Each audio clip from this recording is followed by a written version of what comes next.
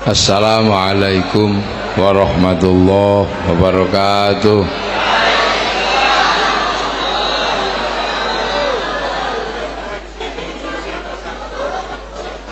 Bismillahirrahmanirrahim.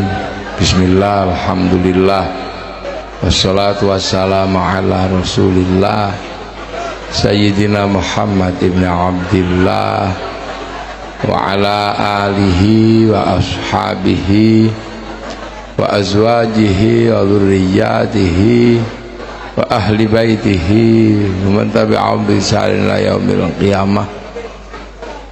Sedaya alim, para ulama, para kiai, wabil khusus Yai Munawir, Yai Marsudi Syuhud, Yai Mu'ain dan seluruh kiai yang hadir, jajaran pengurus Jamaiyah Nahdlatul Ulama, para tamu undangan, khususnya Mbak Feve dan Ustadz Zulfikar ini yang biasanya lebih tua 20 tahun, sekarang menjadi muda karena tidak pakai kupluk. Para hadirin wal hadirat yang berbahagia, alhamdulillah ini kita punya organisasi namanya Nahdlatul Ulama. Ini organisasi yang bacanya susah, baca NU itu susah kalau bukan orang NU. Pokoknya kalau bukan orang NU itu suruh memahami NU itu susah. Kenapa? Karena Nahdlatul Ulama.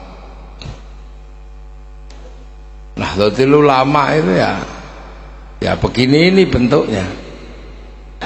Iya. Ya gini nih, ini NU itu begini nih. Alim-alim tapi ya sarungnya ya begini, pecinya ya hitam-hitam gitu, surbannya ya kadang ada gambarnya calon presiden.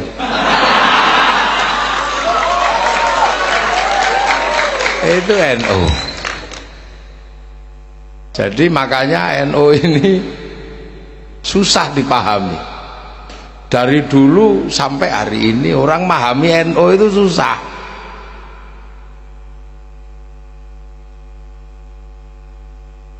Susah memahami NU itu tidak mudah. Karena apa? NU ini punya tanggung jawab berhadapan langsung dengan orang yang belajar Islam dari generasi yang sangat jauh dengan Rasulullah. Itu tanggung jawab NU. Kenapa? Karena NU itu Nahdlatul Ulama.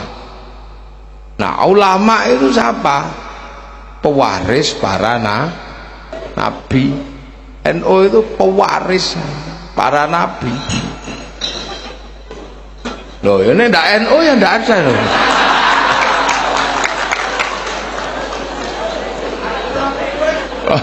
NU itu begini ya, ngeterno banyu guling itu biasa.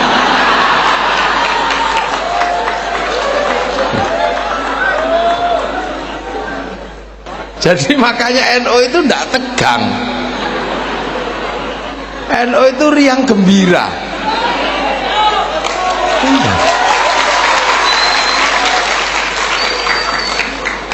Kenapa ya? Ya NU itu ya riang gembira. Ini Banser ini kalau boleh ketawa kok ini.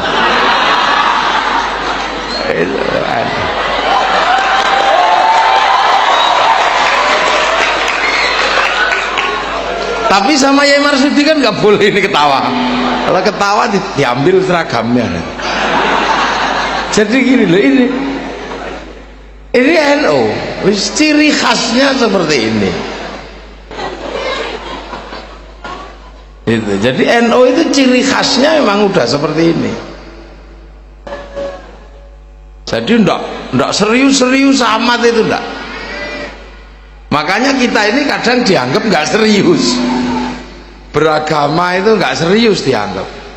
Yang lain Allahu Akbar, NU cuman Allahu Akbar.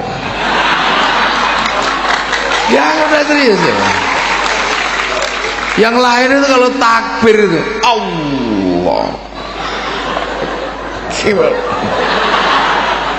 NU ya cuman Allah Akbar. Lu itu NU. Ini yang kita mesti paham nih. Makanya NU itu sering dianggap gak serius. Yang lain Allahu Akbar, Allahu Akbar.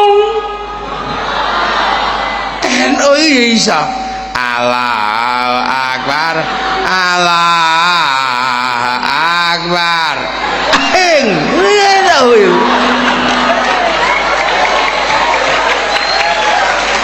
NU. Ini ora NU ora ono.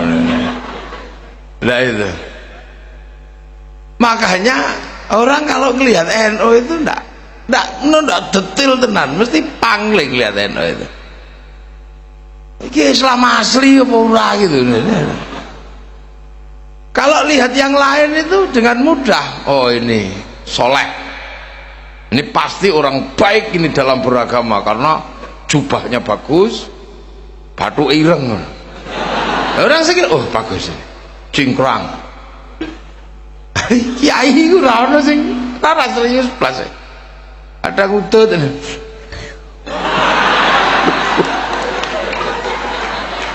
Lah ini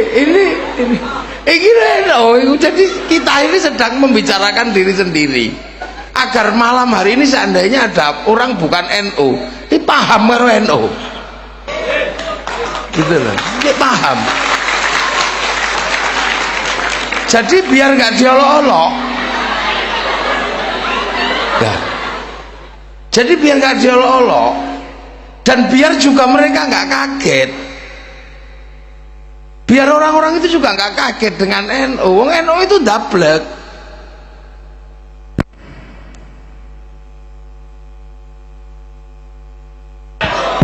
Oh ya NU.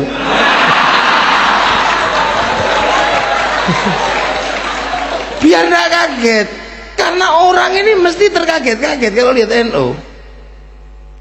Sampai peneliti Belanda itu bingung NU ini apa. Saking bingungnya sampai kesimpulannya itu nggak masuk akal. Jadi santri itu cirinya sudah deh, kalau kamu di Indonesia ketemu dengan orang dengan model ini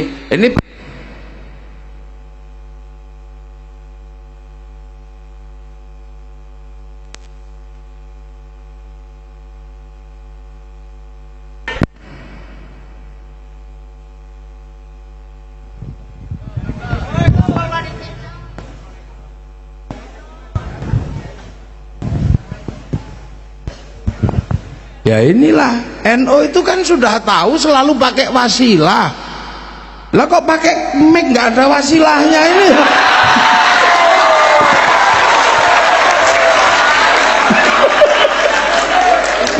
Malam hari ini wong NU itu selalu pakai wasilah, ada penghubungnya. Lah kok nganggo mic Wahabi? Ini makanya ya mati, jangan kaget, sudah tidak usah heran ini. Jadi inilah resiko tanpa wasilah itu. Makanya deh, ini biar orang itu tidak kaget. Saya ini sering didatangi orang karena kaget lihat NU itu. Ya, oleh Belanda diteliti gagal. Sampai ada yang meneliti cuman dengan 3 terminologi: santri, priayi, abangan. Santri itu ya cirine itu gak ilok tenan itu. Priayi itu pekerja, ya pekerja termasuk ya orang-orang intelektual yang bekerja sama Belanda. Nek abangan itu ya Rojo dan teman-temannya. Nah, ini santri itu ya ketone miring, sarunge nglinting, mambu rokok, gudiken. Ini santri. Dan yang mengatakan itu adalah orang Belanda namanya Cisnuk Gurugronje. Senuk Gurugronje ini hafal Quran, hafal Sahih Bukhari Muslim. Masuk ke Indonesia menyamar bernama Syekh Abdul Ghaffar. Ulama dia. Belanda. Ulama dia. Alim, Al-Qur'an hafal. Tapi ulamanya nakiroh. Ini ulamanya nakiroh, jadi ulamanya nggak makrifat karena tak punya yakhsyallah. Nah, nanti tak jelaskan panjang, jam 1 lah. Pokoknya nanti Mbak Vivi nyanyi lagi yang banyak nanti. Ya sekali-sekali dangdut gitulah. Lah iya, sholawatannya santri itu kan ada yang dangdut juga. Kalau yang tadi itu kan sholawat model Arab semua. Kasihlah yang dangdut. Ya Rasulullah salamun alaik ya Rabbi Asya. Udah. Loh, ini Ustaz Zulfikar. Kalau saya yang sholawatan semua bisa nyontoh. Lah ini sholawatannya NU. Tadi itu kan sholawatan terlalu modern ya. Nanti ada dangdutnya juga mesti. Milenial kasih dangdut. Ya Rasulullah salam. Loh itu NU. Ya Rabbi Asyani man ada fataya Ratal alam ya uhai laju eslilin macece. Saya ini kalau sholawatan semua bisa ngikuti. Nah ini sholawatan NU. NU desa. Loh itu orang jadi bingung. Jadi ini kekuatan dianggap sebagai sebuah kekuatan yang terpisah dari Arab, dianggap terpisah, seolah-olah yang di sini ini nggak ada hubungannya sama Islam yang di sana. Penampilannya seperti ini, ya. Tapi ketika orang-orang ini kalau sudah marah, yang namanya santri itu kalau sudah marah, dulu Belanda bangkrut gara-gara santri marah. Iya namanya Pangeran Dipo, santri marah bangkrut. Zaman segitu 2 juta gulden habis, 200.000 tentara terbaik Belanda mati di sini. Akhirnya ya sudah deh, kayaknya semua pengen baik. Akhirnya sudah jangan perang lagi sama santri, mati kita katanya. Disekolahkan aja santri itu, sekolahkan. Maka ada yang namanya Van de Venter, anggota Volksraad Belanda, mengusulkan agar orang Indonesia ini disekolahkan. Lahirlah namanya politik etis karena disetujui Ratu Wilhelmina. Nah, yang lain mau sekolah, kayaknya asik sekolah di Belanda. Santri nggak mau. Apa ini sekolah di Belanda? Rusak kita nanti, udah nggak usah sekolah sana. Kita sekolah model yang ada aja.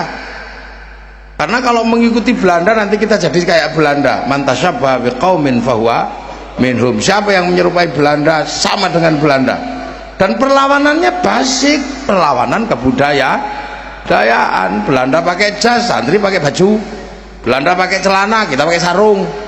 Belanda pakai sepatu, kita pakai sendal. Nah santrinya akhirnya Belandanya pusing, akhirnya ikut. Santri akhirnya pakai baju biasa, pakai surjan. Pengikut Belanda pakai belangkon. Santrinya pusing akhirnya. Loh kok mirip kayak kita juga. Akhirnya Belandanya pakai sarung. Akhirnya kok mirip juga. Akhirnya sendalnya ganti, kita pakai sendal kayu. Belanda ikut pakai sendal kayu. Akhirnya santrinya udah deh pakai sendal kayu, tapi pentolnya satu aja gitu. Nah itu maka ada santri Bakia. Akhirnya ini disekolahkan nggak mau, bikin sekolahan sendiri. Sama Belanda akhirnya dikejar-kejar kemana-mana. Lah santri lari ke kampung salah satunya sampai Citanggolo ini. Santri ke kampung-kampung akhirnya, maka kan perlawanannya kebudayaan dengan Belanda. Maka jangan salahkan kalau sekarang kekuatan santri ada di desa, dan kita nggak perlu malu menjadi santri yang kekuatannya ada di desa.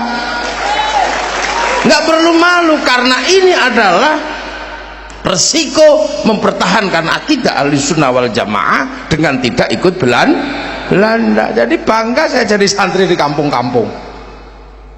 Nah setelah itu Belanda melihat, wah ini lumayan lah bangsa ini, santri ini udah hilang katanya. Begitu dipikir hilang, Belanda suka-suka aja masuk lagi. Nah begitu Belanda masuk lagi, ternyata santri ini nggak mati. Santri tetap melakukan perlawanan. Dengan cara apa? Dengan sesuatu yang nggak masuk akal. Ketika orang-orang yang disekolahkan Belanda ini pulang, masuk kembali ke Indonesia, menggagas yang namanya nation state atau negara bangsa. Karena waktu di Belanda itu baca bukunya Ernest Renan yang berjudul What is the Nation. Nah, santri mis mumet di opo gitu. What is the nation? Apa itu sebuah bangsa? Nah, kita menamakan bangsa Indonesia. Nah, santri datang, ternyata apa? Punya gagasan yang sama.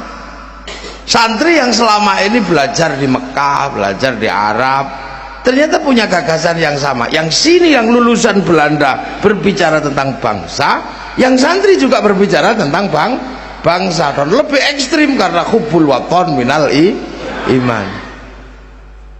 Nah yang Belanda nggak pernah membayangkan tiba-tiba lulusan Belanda dan lulusan pesantren gabung jadi satu, membangun bangsa. Nah Belandanya kaget, makanya kalau kok dari siji begitu jadi satu, ternyata berencana membangun sebuah negara lah. Ketika berencana membangun sebuah negara, Belanda kaget, Eropa kaget, loh kok iso bangun bangsa.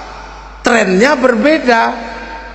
Yang di Arab trennya adalah satu bangsa pecah menjadi puluhan negara, yang di Eropa pecah puluhan negara. Loh kok yang di sini malah berbeda-beda bangsa, trennya akan bersatu dalam satu negara. Ini aneh ini. Pakai Pancasila. Loh kok iso terima ke Pancasila? Yang lulusan Belanda dan lulusan pesantren bersepakat dengan Pancasila, cuman pada akhirnya memang terjadi gesekan di mana Pancasila ini tidak diterima oleh beberapa kalangan. Ada yang pengen lebih formal, menambahkan 7 kata dan kewajiban menjalankan syariat Islam bagi pemeluknya. Nah, dalam situasi kalut seperti itu, penyelamatnya siapa? NU. Karena Bung Karno menyatakan, saya nggak bisa lagi memikir Pancasila kalau ditolak oleh kaum muslimin. Mumpung ada kiai yang pinter, datang aja deh ke Kiai Hasyim. Maka Kiai Wahid datang ke Tebuireng mempertanyakan apakah Pancasila ini sudah betul secara syar'i. Akhirnya Kiai Hasyim, ya karena ini keputusan penting, nah aku tak istikharah. Istikharahnya apa?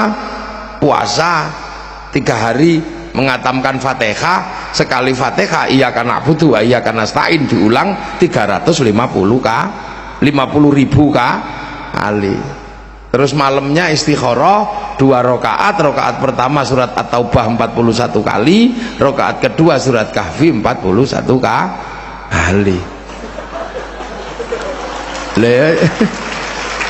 Loh, makanya sampai nggak usah ragu dengan NU, nggak usah khawatir lah. Lah Kiai Hasyim kenapa jadi rujukan ulama? Karena Kiai Hasyim pulang dari Mekah itu hafal Kutubus Sittah. Buktinya apa mendapatkan gelar Hadratus Syekh? Hadratus Syekh itu mensyaratkan hafal kutubus sittah, Sahih Bukhari, Muslim, Sunan Abu Dawud, Nasa'i, Tirmidzi, Ibnu Majah. Jadi sampean nggak usah ragu dengan NU, apalagi kalau yang nyerang pakai hadis satu. Kullu bid'atin dholalah wa kullu dholalatin finnar. Apa aja persoalan hadisnya itu. Persis kayak kunci Inggris. Buka apa aja itu, jadi tidak usah khawatir sama NU. Nah, malam-malam istikharah seperti itu, paginya udah hapus saja 7 kata dalam Piagam Jakarta itu. Lah orang kaget, ini sama Belanda ekstrimnya begitu, ketika berbicara bangsa toleransinya luar biasa. Ya saya apa lo NU ini, mana orang nggak ngerti. Lah itu, nah makanya semenjak itu NU sudah tidak pernah lagi mempersoalkan Pancasila, karena keputusan Mbah Hasyim itu pasti keputusan yang disandarkan kepada istikharah, dan istikharah itu pasti urusannya dengan Allah. Udah rampung. Nah orang pada kaget lagi. Nah situasi genting, tiba-tiba negara ini dalam situasi genting, NU keluar dengan resolusi jihad. Tuh, ya apa? Wis hilang tak kira wis mati kok metu meneh. Keluar lagi dengan sebuah seruan perang dengan sekutu. Wah, akhirnya sekutunya mati sekalinya pasukan Gurkha kalah itu ya di Surabaya itu. Nah, terus berjalan. Oh ini. Tiba-tiba pemilu pemenang ketiga. Wah, iki wong ngopo tuh kurang entek iki jadi. Nah, tiba-tiba orang yang anti sikapnya Kiai Hasyim dengan Piagam Jakarta tetap ngotot, akhirnya mereka bikin perlawanan kepada negara, berontak sana berontak sini atas nama Islam. Nah, dalam situasi itu NU menjadi sangat berat. Kenapa? NU sedang berbicara tentang bangsa. Kenapa? Karena urusan agamanya NU sudah selesai di pesantrennya masing-masing, ngaji tetap NU sudah selesai. Pancasila sudah final, dan Pancasila dirongrong atas nama agama. Bangsa dalam keadaan terancam. NU ngambil sikap, Bung Karno ngambil sikap. Nah disitulah kemudian yang ngomong bangsa waktu itu salah satunya adalah PKI ngomong bangsa, Bung Karno ngomong bangsa. Lah NU ngomong bangsa, lah sama-sama ngomong bangsa, ya akhirnya mungkin kalau sekarang NU itu dibully habis. Sekarang kalau seandainya itu NU pasti dibully habis karena berkawan dengan PKI dalam Nasakom. Ya berkawan, kenapa? Karena PKI juga ngomong bangsa. Lah urusan agama sudah beres. Gitu loh. Itu ngomong bangsa. Itu karena ngomong bangsa. Lah tetapi begitu tahun 65 gitu, itu 65 begitu PKI-nya melawan memberontak pada Indonesia, yang nabrak pertama kali siapa? NU. Jadi kalaupun NU itu kucing pun kalau ngomong bangsa teman. Jadi di situ tahun 65 bukan apa-apa. Kenapa kemudian ada Nasakom? Ya karena semuanya sedang berbicara bangsa, karena waktu itu ancaman bangsa adalah dari radikal-radikal kanan. Sudah akhirnya bangsa selamat lah. Tapi selamatnya bangsa Indonesia jatuh ke tangan Pak Harto, dan Pak Harto mau tidak mau merapikan kondisi bangsa, bikin fusi partai. Nah ketika Pak Harto bikin fusi partai, NU ditaruh di P3, Partai Persatuan Pembangunan waktu itu. Nah, PDI ditaruh di PDI, Golkar punyanya Pak Harto. Nah NU ditaruh di P3, di dalam musuh-musuhnya itu.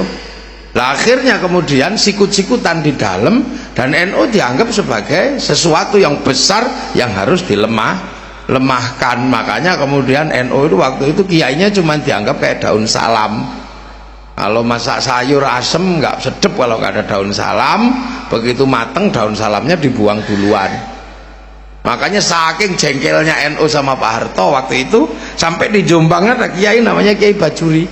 Hadirin, kalau anda ke Ka'bah mau apa? Mau tawaf, mau ngaji, mau baca Quran, mau iktikaf. Nah kalau keringin apa? Ngising. Aduh, itu. Sampai segitunya. Wah, saking jengkelnya. Nah dalam situasi seperti itu Pak Harto kemudian merapikan kondisi politik dengan kembali kepada asas tunggal Pancasila. Lah NU udah terlanjur jengkel sama Pak Harto. Makanya kemudian seolah-olah NU itu mau ngelawan Pak Harto. Tapi Pak Harto nggak bisa disalahkan karena situasinya sangat pelik, maka memberlakukan asas tunggal Pancasila. Lah memberlakukan asas tunggal Pancasila ini sebuah dilema yang kalau tidak hati-hati bisa keliru memaknai. Apa? Pancasila itu kebutuhan bangsa dan negara. Urusan Pak Harto itu kan urusan 5 tahunan. Makanya kemudian waktu itu untungnya sudah ada Gus Dur, tokoh muda.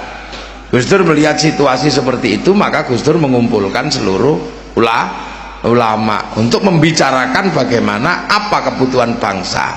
Nah kebutuhannya adalah Pancasila. Maka Kiai Ahmad Siddiq merumuskan ukhuwah watoniyah basyariah Islamiyah. Nah akhirnya NU jadi.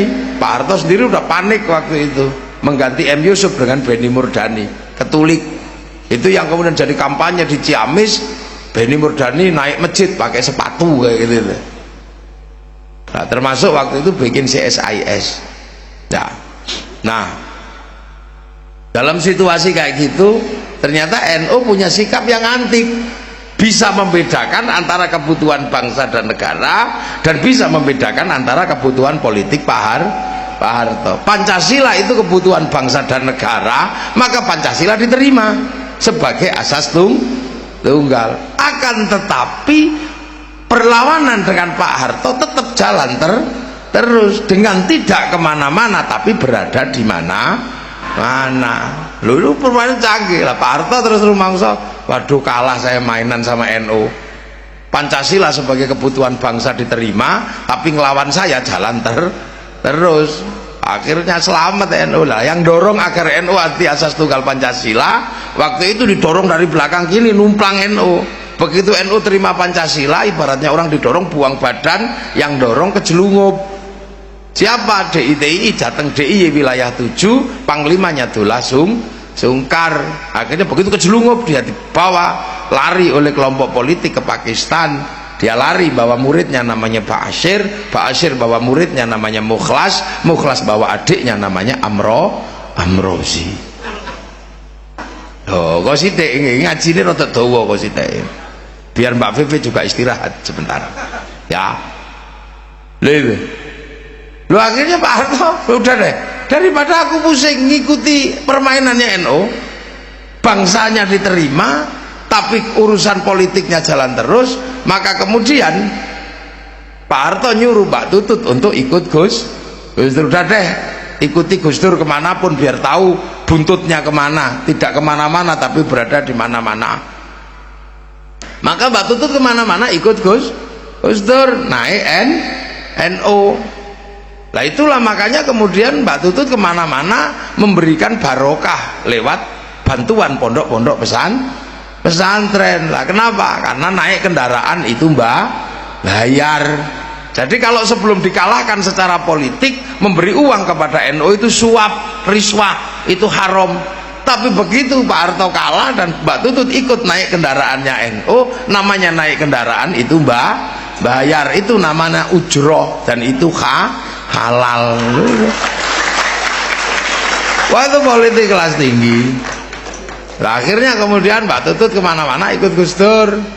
Lah Gus Dur cerita waktu itu ke saya sambil ngantuk-ngantuk, cerita lah, karena Mbak Tutut naik bis saya nyopir, Mbak Tutut cuma tidur aja, saya capek.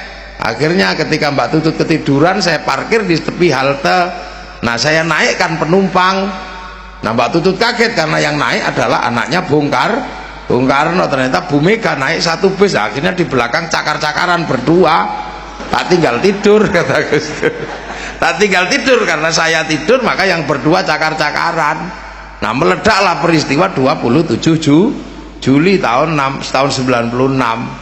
Nah, karena dua singa anaknya ini sudah capek berkelahi cakar-cakaran, ya yang ngomong singa yang jadi presiden gitu. Lah akhirnya itulah kemudian Gus Dur jadi presiden. Orang tambah kaget lagi, loh kok yang jadi presiden NU apa gitu. NU itu apa kok tambah besar sampai jadi presiden. Dan ketika jadi presiden nggak masuk akal. Kenapa? Nggak bisa jalan, nggak bisa lihat. Kok bisa jadi presiden? Ini keajaiban dunia. Dan itu hanya terjadi di NU. Makanya jangan malu jadi orang NU. Ketua pengurus besar kita pernah jadi presiden. Kalau NU dibilang bodoh, mustahil. Bodoh kok bisa jadi presiden. Ketua mereka cuma tim sukses. Jadi tidak usah heran kalau kemudian sekarang Yai Ma'ruf maju, tidak ada masalah. NU dari dulu begitu. Nah ini loh yang kemudian kita ini sering dianggap iki apa tuh NU itu. Dan kalau diolok-olok NU itu seolah-olah malah sengaja. Lihat toh, sholawatan dibilang musyrik, dibilang bid'ah, ditemu. Bahkan sampai gue gendera orang ini setek NU lu apa dilokno bukan tambah ditemu. Kuburan dimusyrikan, sekarang kuburan tambah rame, sarkup tambah banyak, kuburan tambah rame, akik musyrik tambah akian kabeh tambah rame. Lah itu makanya kalau orang nggak ngerti NU itu kasihan. Nah, sekarang organisasi terbesar NU di dunia ini, organisasi terbesar itu Nahdlatul Ulama. Isinya ya pesek-pesek begini. Nah itu NU. Jadi orang nggak usah, orang kalau nggak ngerti NU kaget. Itu yang ini nyodorkan ini sampai bikin ijtima, sampai bikin ijtima, lu nggak laku juga. Malah yang diem aja jadi wakil presiden. Ini apa tuh NU itu? Ya sebenarnya kalau yang bisa jawab persis ya Kiai Marsudi, wong pelakunya beliau.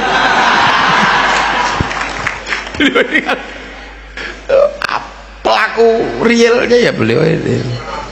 Cuman beliau nggak mau cerita. Ya. Nah ini itu NU.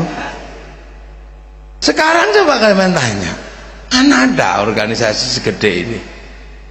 Nah inilah NU. Lah kenapa sih? Yang sekti itu apanya sih sebenarnya? Yang sekti itu namanya itu loh. Jadi yang sekti dari NU itu namanya ini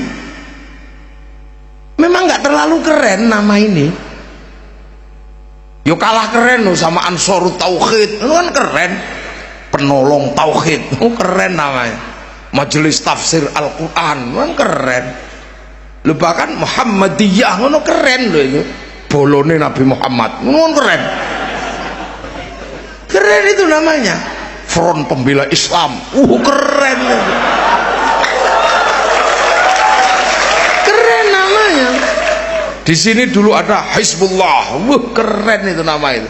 Jadi memang Nahdlatul Ulama, kira keren belas itu. Kenapa? Karena ulama itu kalau di kampung, kalau di Jawa kiai, kalau di sini ajengan. Lah ajengan atau kiai itu kadang yang ngutang rokok barang. Ini yang bikin gak keren. Yang keren itu Salafi, keren semua namanya. Saya makanya kalau ada pertemuan dengan orang-orang yang bukan NU itu minder saya. Kok namanya itu nggak keren sama sekali dulu itu, tapi begitu sekarang ternyata nama paling keren itu Nahdlatul Ulama. Kenapa? Karena nama yang paling jujur itu NU. Yang lain itu pakai digede-gedekan. Kayak berdoa pakai nangis-nangis gitulah, karena itu kan gitu ibaratnya. Nah kalau NU itu kan apa adanya, ya wis lah. Kenapa sih namanya Nahdlatul Ulama? Ya karena kita ini cuman muridnya ulama. Kita ini cuman muridnya ulama. Orang Ciamis ini cuman muridnya ulama. Orang Banjar sekarang yang gini nih muridnya ulama. Kenapa? Loh, yang bawa Islam itu Rasulullah itu di Mekah sana. Nah, Rasulullah itu punya muridnya Rasulullah itu namanya siapa? Sahabat itu jelas itu. Sahabat itu murid Rasul, ketemu Rasul. Itu murid Rasulullah namanya sahabat. Nah, orang yang ketemu sahabat gak ketemu Rasulullah, murid sahabat itu namanya tabi'in. Lah, tabi'in itu punya murid namanya tabi'ut, bukan ashabus sahabat, bukan ashabus bukan, tapi tabi'in, pengikut. Nah, muridnya tabi'in, murid tabi'in tabi'in. Nah, muridnya tabi'in. Terus kalau dari kepangkatan itu loh, terus kita ini terus namanya apa? Lo ya wis tabi'ut. Ada panjang. Dari ya Marsudi ya siapa? Mau ini muridnya ulama cuman. Wong kita kan ketemu siapa? Ketemu pewaris para nabi, al-ulama warasatul anbiya. Jadi ini ketemu cuman pewarisnya ulama aja. Saya misalnya ketemu kiai-kiai, beliau ketemu kiai, muridnya kiai-kiai di sini, nanti ketemu itu ternyata muridnya Kiai Hashim Asy'ari. Saya misalnya ya diajari bapak saya murid-murid dari Langitan, murid-murid dari Tebuhi Irang, gurunya dari Mbah Hashim juga. Lah Mbah Hashim itu juga muridnya Mbah Asy'ari. Mbah Asy'ari ini di Jombang sana juga muridnya Mbah Khalil. Lah Mbah Asy'ari ini ya cuman muridnya Mbah Khairon atau Mbah Gareng. Mbah Asy'ari, Mbah Khairon muridnya Mbah Abdul Wahid Salatiga, muridnya Mbah Abdul Halim.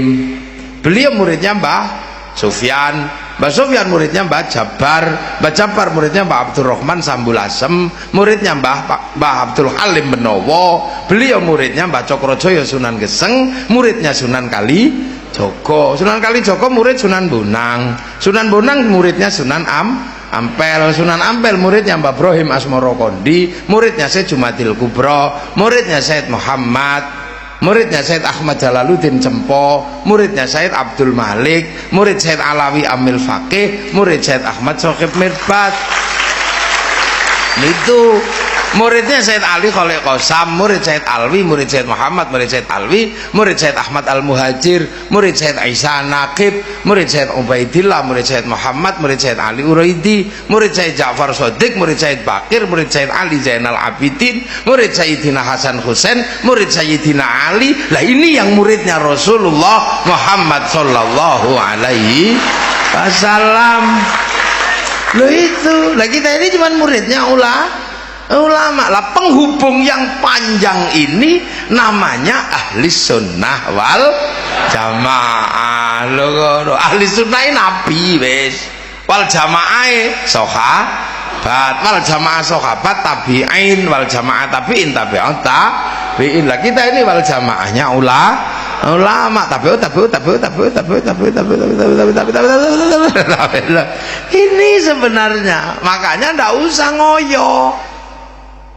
Lu murid Nabi itu di Mekah sana makan 3 jari bisa, wong sama-sama kurma dan roti. Lah sampai sini soto ya bisa. Ini wal jamaahnya beda. Yang di sana kurbannya unta, sini gak lahir unta, lahirnya kebo sapi. Makanya kalau maksa kurban unta ditangkap polisi karena nyuri untanya kebun binatang. Loh ini loh wal jamaahnya beda. Jadi sederhana saja sebenarnya memahami Islam itu, nggak ribet-ribet itu dah. Sana jubahan bisa, tanahnya bersih, padang pasir sampai sini. Ayo dijubahi, nggak jadi nanem padi. Ini coro Jawa rasido tandur, rasido derep, nggak jadi. Ini mau sederhana kok. Loh makanya corak wal jamaah itu pasti akan berbeda-beda. Pasti berbeda-beda wal jamaah beda. Islam di Arab sama. Wong Islam itu rumusnya sama kok. Mahwal iman antu minabillahi wa malaikatihi wa kutubihi wa rasulihi wal yaumil akhir wa bil qadri khairi wa syarhi minallahi ta'ala. Sadaqta kata malaikat. Mawal Islam antasyhadu an la ilaha illallah wa anna muhammadur rasulullah wa tuqimus sholata wa tu'tiyaz zakata wa tasuma ramadhana wa tahujjal baiti man istata'a ilaihi sabila. Sama rumusnya. Cuman ketika berjalan ini kan beda. Sampai apa di Mekah waktu itu ada ribut jenggot, ya nggak ribut, mau nggak ada masalah dengan jenggot. Tapi ketika Islam masuk ke Madinah, ribut masalah jenggot. Kenapa? Karena di Madinah ketemu orang berjenggot yang aneh. Di pasar Madinah itu ada orang jenggotnya 12 ini, kiri kanan kumis. Ya Rasul, kami di pasar ketemu dengan orang, apa orangnya itu, ya Rasul, dagangannya bagus tapi kumisnya cuma segini. Oh itu Cina. Makanya utlubul ilma walau bisin. Besoknya lagi ketemu dengan orang penampilannya beda. Ya Rasul, di pasar ada yang aneh deh. Apa itu? Orangnya nggak punya jenggot. Apa orangnya itu kalau jualan culasnya luar biasa.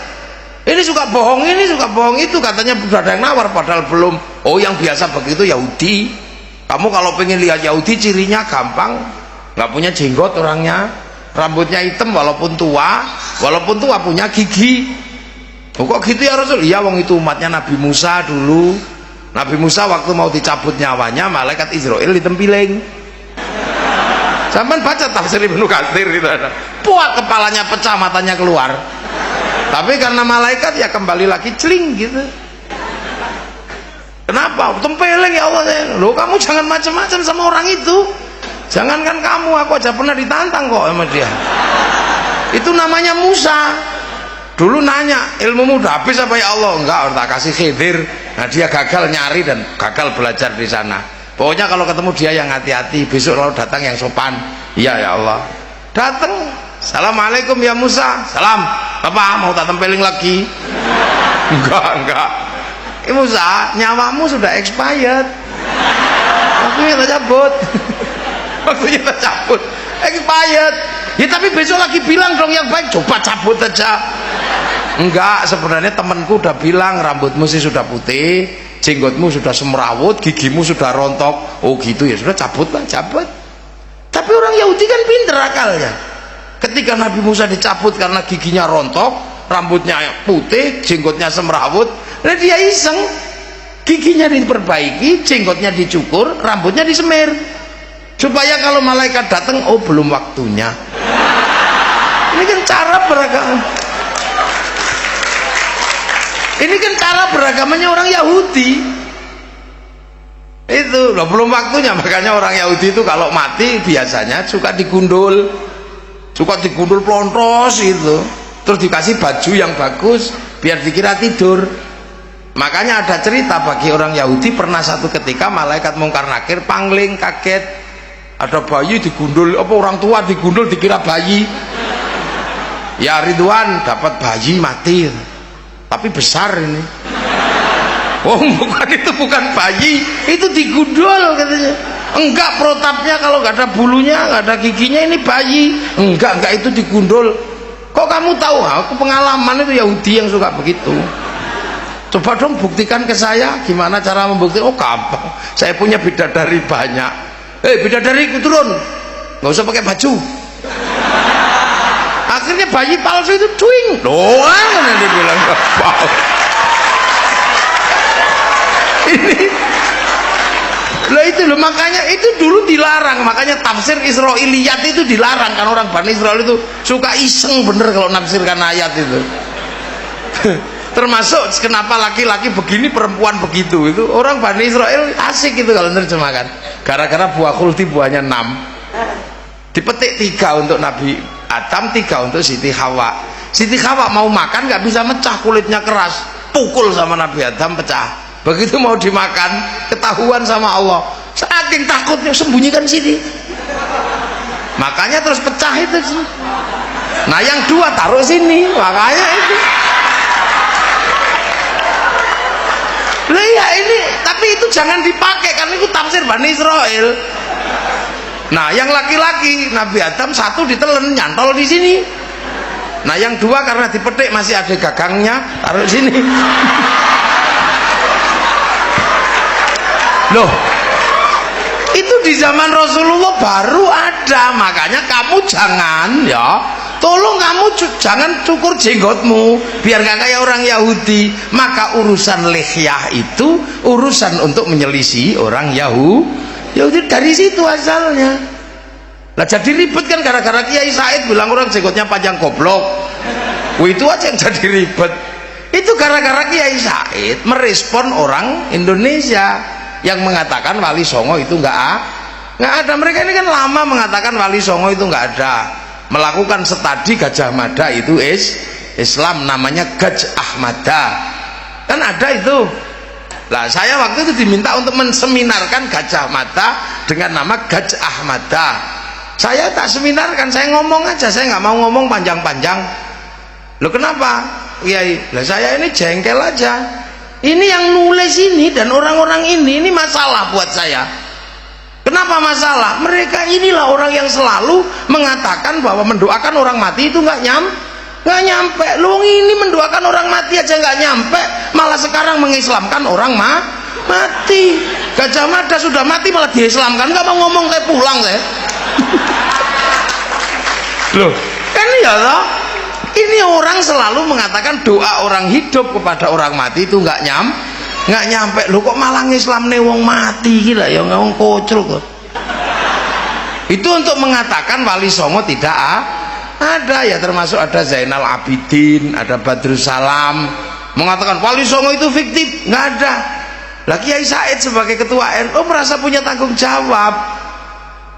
Wali Songo kalau nggak ada lah NU itu ikut siapa? Penerus Wali Songo. Akhirnya Kiai Said jengkel karena yang olok-olok NU Wali Songo nggak ada itu jenggotnya panjang semua. So jenggotnya kan panjang-panjang. Ya olok-olok sama Kiai Said, dasar orang kalau jenggotnya panjang itu goblok. Akhirnya mereka nggak sadar bales Kiai Said yang goblok. Wong penerus Wali Songo kok mengatakan orang berjenggot itu goblok, padahal seluruh Wali Songo berjenggot. Lah katamu kemarin nggak ada. Itu berjenggot. Loh itu terus digoreng sana goreng sini loh. Inilah ya orang kalau nggak paham ini, makanya bagi Kiai NU nggak beribet masalah jenggot itu. Mau jenggot-jenggotan lah, mau nggak ya nggak lah, biasa aja. Nah di pasar Madinah ketemu orang Romawi. Orang Romawi itu senengannya jualan jubah Romawi itu pakai korset sininya, makanya kalau pakai jubah Romawi begini, terus panjang sisa kainnya ada yang bawakan. Makanya orang kalau pakai jubah Romawi itu sombong. Maka kemudian sama Rasulullah biar gak sombong, potong isbal.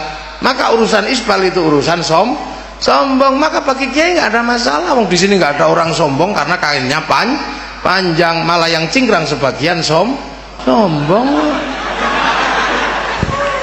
Dan ini kan biasa aja. Ini problem budaya waktu itu sebenarnya. Terus Islam setelah itu jalan, pindah ke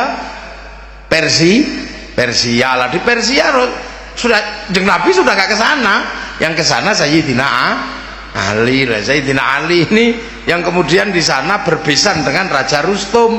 Raja Rustum itu raja Majusi, raja Persia.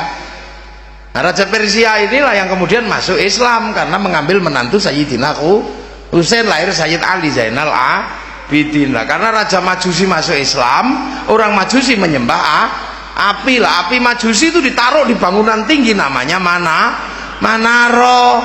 Makanya begitu masuk Islam apinya dibuang, Manaronya ditaruh depan masjid. Sampai Jawa namanya Menoro, sampai Citangkolo namanya Menara. Loh, itu aja kok ribet semuanya. Jadi tidak ada yang ribet. Lah di Persia itulah kemudian terjadi peristiwa politik. Peristiwa politik apa? Rebutan kekuasaan setelah Sayyidina Ali. Setelah Sayyidina Ali rebutan kekuasaan, perang di situ. Nah hasilnya apa? Sayyidina Husain terbunuh. Wah, begitu Sayyidina Husain terbunuh, ya marahlah orang Persia sampai hari ini karena ditempati oleh Sayyidina Husain dibunuh. Makanya orang Iran itu begitu kiblatnya ke Sayyidina Ali. Ya karena apa? Sayyidina Ali ini berhubungan keluarga dengan Raja Rustum, tadi hubungannya kekeluargaan. Makanya di Iran cari nama Yazid itu nggak ketemu, karena yang bunuh Sayyidina Husain itu Yazid bin Muawiyah. Iya, cari di sana nama Yazid nggak ketemu. Makanya kalau ada orang waspada Syiah, di sini nggak ada sejarahnya hubungannya dengan Syiah. Makanya NU biasa aja, nggak kok terus Syiah enggak. Oke, NU paham Syiah itu hanya miliknya orang Iran, sini nggak bisa. Sana nama Yazid nggak ketemu, di sini Pak Ali namanya anaknya ya Yazid biasa aja, nama Muawiyah biasa. Saya pernah dibilang hati-hati, waspada, ada lagu Syiah Umi yang dinyanyikan Sulis dan Haddad Alwi. Umi kok lagu Syiah, kenapa? Itu Syiah. Alah, di Indonesia yang lebih serem dari itu banyak. Indonesia punya lagu yang lebih serem dari lagu Umi, apa? Indung-indung. Lindung-indung itu mah nggak serem lagunya.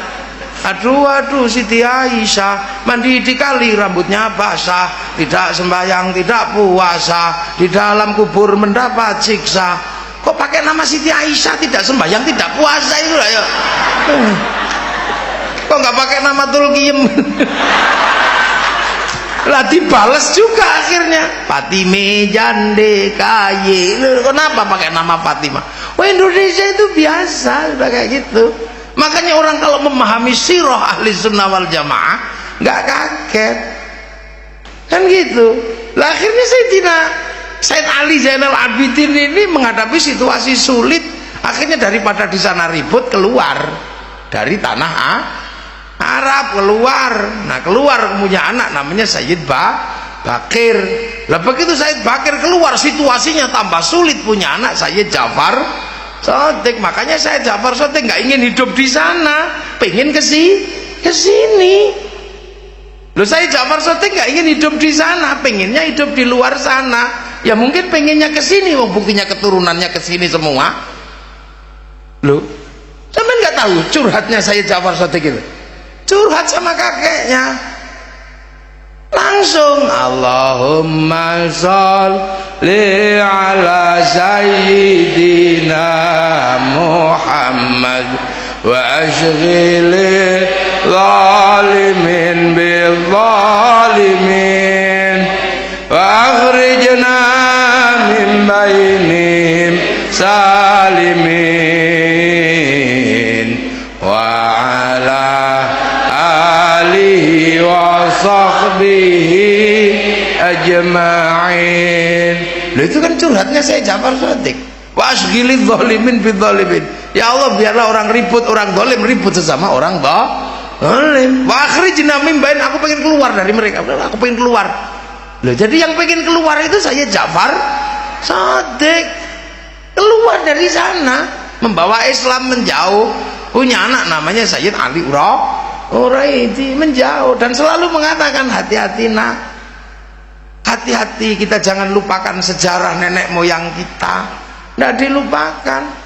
Lah punya anak namanya Sayyid Muhammad menjauh, punya anak namanya Sayyid Ubaidillah, menjauh, punya anak Sayyid Isa, menjauh, punya anak namanya Sayyid Ahmad Al-Muhajir, menjauh, punya anak Sayyid Alwi, punya anak Sayyid Muhammad, punya anak Sayyid Alwi, menjauh, punya anak Sayyid Ali Khalil Qasam, menjauh, punya anak Sayyid Ahmad Saqib Mirbat, menjauh, punya anak Sayyid Alawi Amil Faqih, sampai di Mongol putranya namanya Sayyid Abdul Malik. Sayyid Abdul Malik punya anak namanya Sayyid Ahmad Jalaluddin sampai Campa. Makanya Sayyid Ahmad Jalaluddin bisa merukunkan kerajaan Annam sama kerajaan Campa ketika perang masalah agama. Nah, Sayyid Ahmad Jalaluddin punya anak Sayyid Muhammad sampai Pasir, punya anak namanya Sayyid Jamaluddin Al-Husaini Al-Kabir masuk tanah Jawa di Nusantara. Nah, ini Dahono Coroko menyebutnya Syekh Jumadil Kubro. Itu aja. Nah, tepuk tangan, nggak usah malu-malu. Nah, ini kan bisa dilihat, karena Syekh Jumadil Kubro itu garisnya dari sana, maka kita selalu diajari itu loh. Syekh Jumadil Kubro di Jogja sana bertempat pertama Untuk apa? Mengajarkan Islam di sana. Nah, orang Islam di sana ini masalah. Kan gitu, masalah. Islam masuk ke sini masalah. Kenapa? Ketemu orang Hindu. Lah karena ketemu orang Hindu, maka kemudian para wali punya kebijakan. Sudah deh, Islam ditanam di sini, tapi orang Indonesia nggak perlu lihat Arab. Makanya waktu itu ketika para wali di sini datang, orang Indonesia nggak boleh pergi haji, orang Nusantara. Itu salah satu kebijaksanaannya, nggak boleh haji, jangan haji. Nah itulah makanya orang Islam di sini waktu awal nggak ngerti budaya Arab, ngertinya ya Islam gitu aja, nggak ngerti budaya sana. Karena orang Jawa waktu itu dilarang pergi haji. Loh ini kan kenapa dilarang pergi haji? Lah soalnya orang Jawa kalau pergi haji konslet. Karena ini Hindu tidak boleh menyembah di candi, tidak boleh. Candi itu tumpuan batu. Kalau kemudian dia imannya belum kuat, pergi ke Mekah kaget lihat Ka'bah juga dari batu. Makanya orang Jawa nggak lihat ke sana.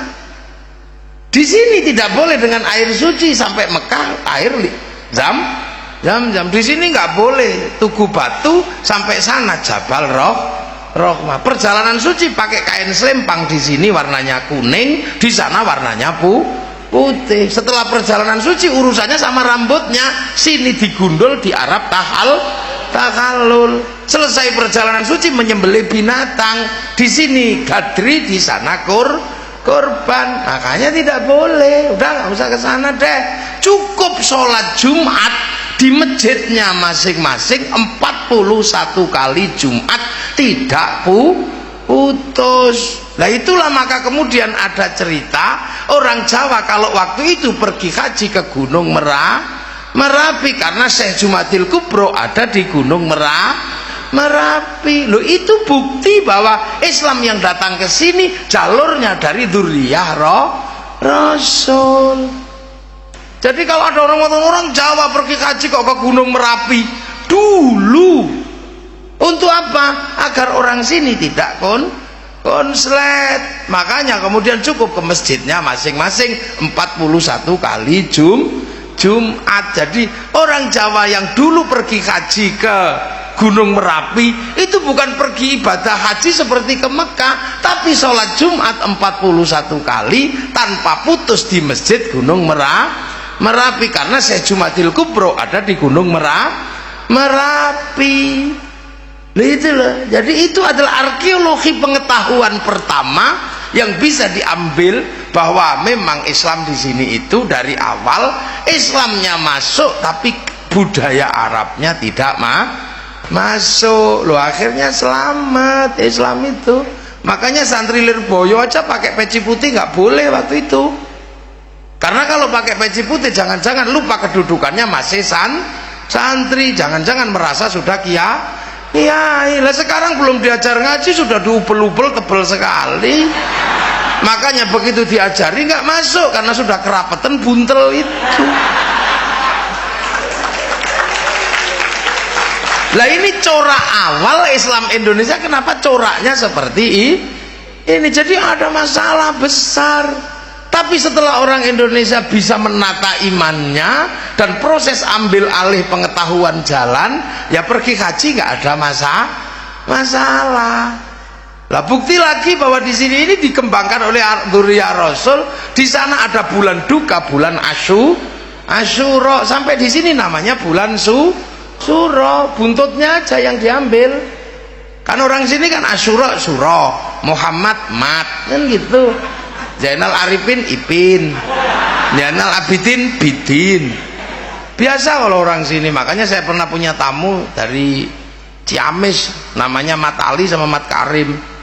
Siapa namamu? Mat Ali ya. Nih Mat Karim. Oh, Mat itu Muhammad. Jadi kamu kalau pulang tambahin namamu Muhammad. Jangan Mat, jadi Muhammad Ali, Muhammad Karim. Terima kasih Kiai, saya baru tahu kalau Mat itu Muhammad.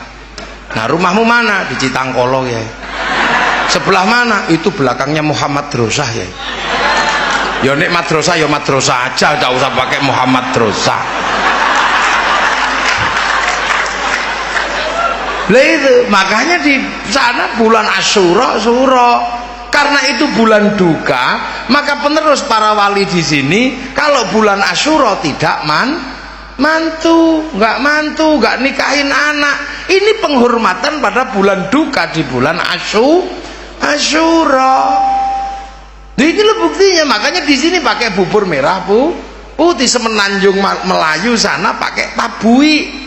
Santri-santri biar gak lupa dengan peristiwa itu, di setiap bulan Syuro bikin santunan anak yatim. Jadi kalau orang Jawa kok gak mantu di bulan Syuro, itu adalah bukti Islam otentik yang datang dari Timur Tengah ke sini, bukan karena kemudian orang sini.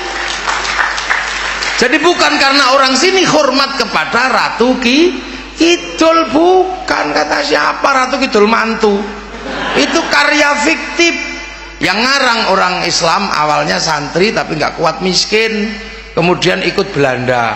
Santri itu namanya Ngabdullah, kemudian masuk Islam, ikut Belanda, berubah nama menjadi Kiai Tunggul Wulung. Lah Kiai Tunggul Wulung ini nulis 2 serat yang sangat berbahaya.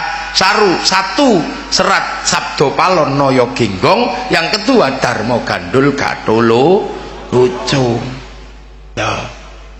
Jadi di sini ya akhirnya kemudian punya murid namanya Samsudin, pindah Kerawang, mendirikan pondok pesantren Quran dikenal dengan nama Syekh Kuro.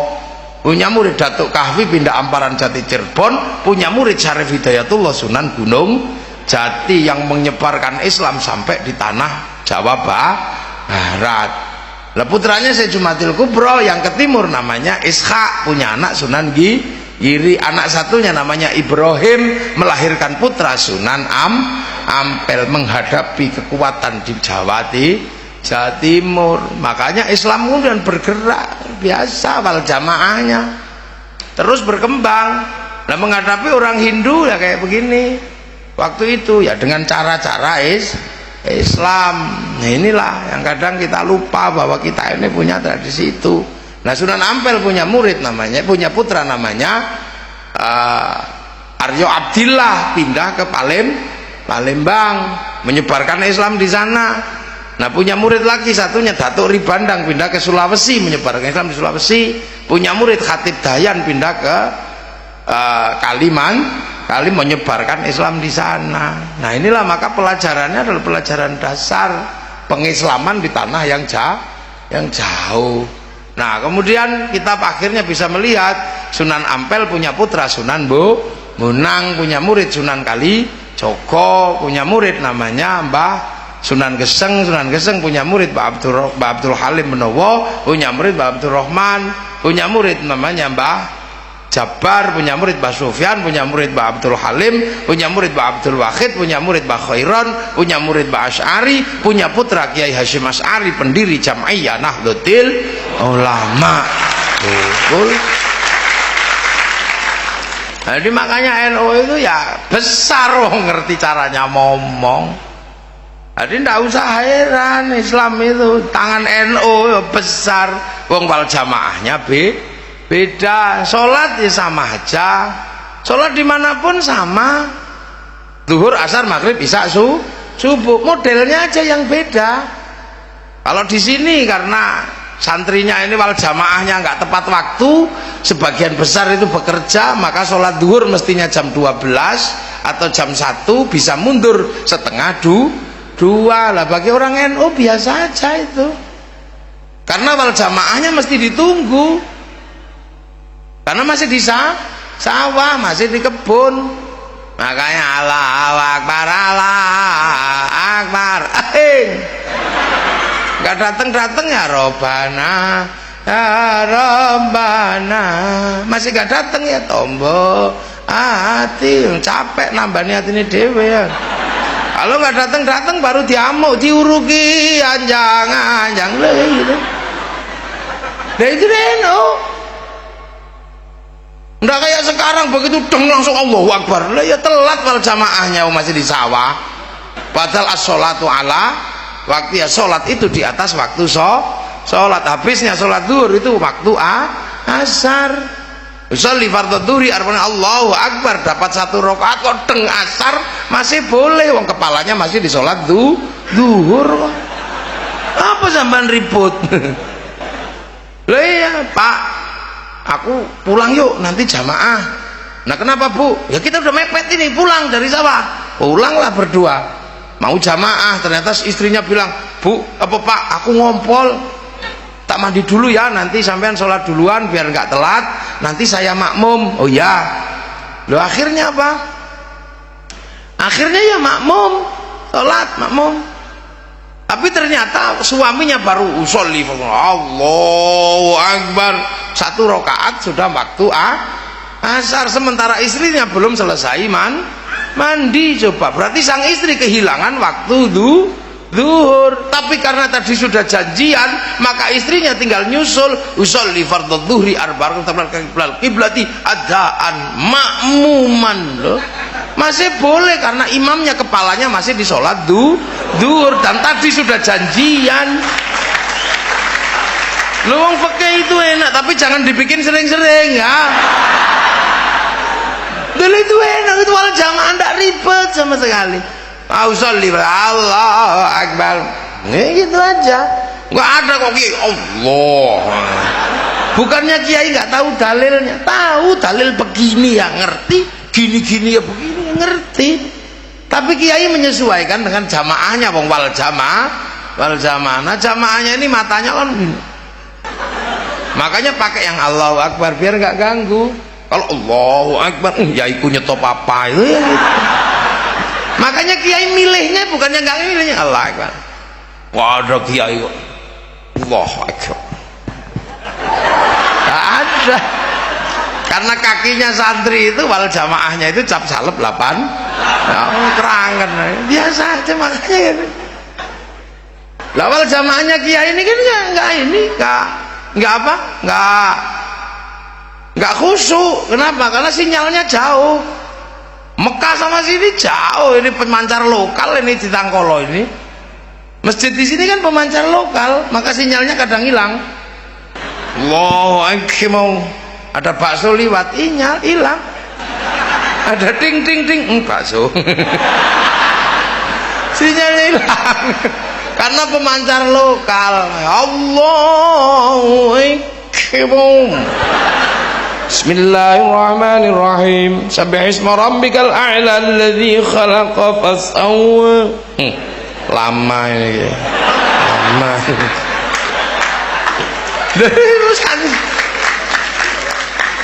Ulama ya hafal, makanya kepalanya bocor, matanya bocor, telinganya bocor, sembayang bocor.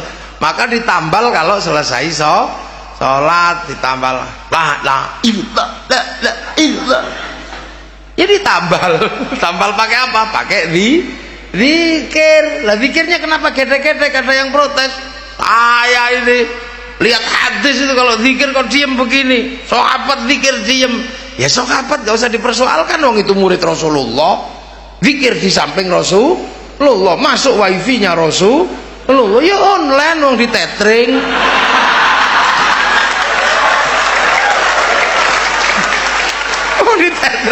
Lah kita nyontoh generasi sahabat diem gini ya tidur.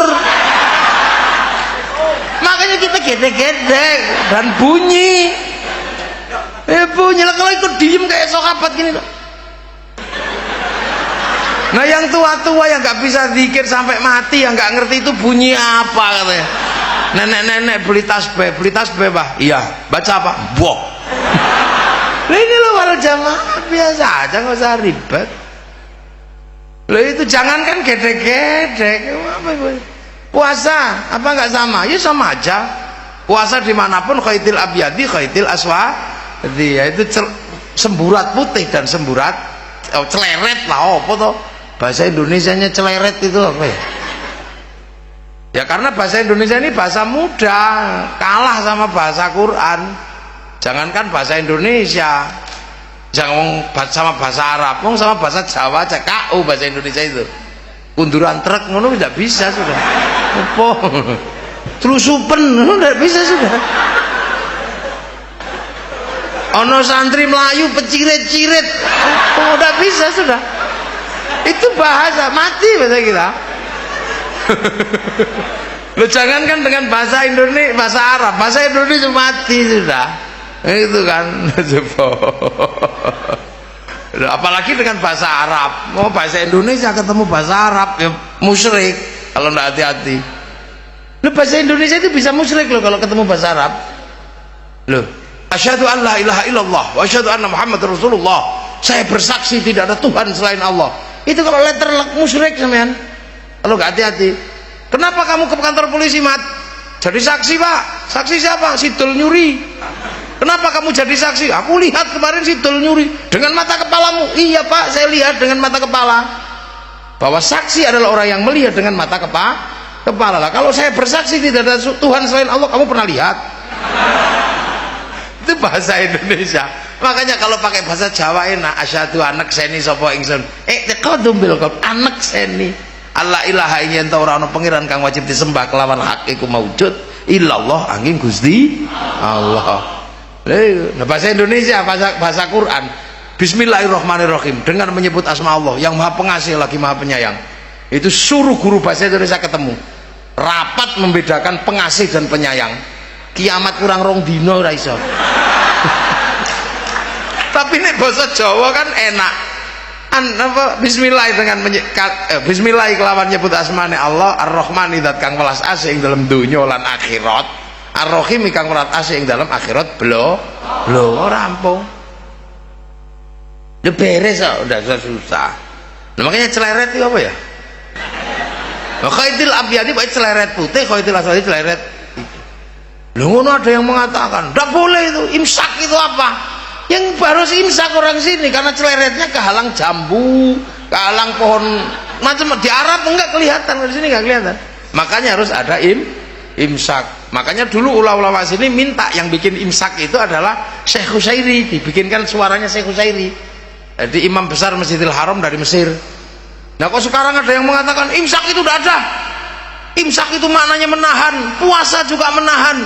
Maka artinya sama, jadi nggak perlu ada imsak. Loh iya, dalam puasa ada imsak, tapi tidak semua imsak itu puasa. Nahan juga imsak. Bang itu bahasa. Pengen nggak jadi imsak, aku imsak. Lah iya. Makanya jangan kemudian pakai rumus lazim malzum. Gula itu manis, maka yang manis adalah gula. Belum tentu. Gula memang manis, tapi tidak semua yang manis itu gula. Apa ada yang manis tapi bukan gula? Ada, walaupun juga nggak manis. Istri saya